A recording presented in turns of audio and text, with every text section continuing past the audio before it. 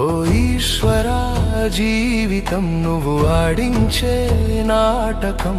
4 అడుగుల నేస్తం ఈ శరీరం. అది తెలిసి మనసా నీకు ఎందుకు ఇంత మమకారం? ఓ ఈశ్వరా, జీవితం నువ్వు ఆడించే నాటకం.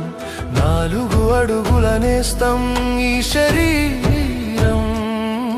అది తెలిసి మనసు నీకు ఎందుకు ఇంత మమకారం? పలికే ప్రతి పదమే మనసున ఒక భారమై, ప్రతి ఊపిరి ఉప్పెనై, క్షణ క్షణం కాటికై గమనం. తెలిసిన గమ్యమే తెలియక మనసా ఎందుకు ఈ మమకారం?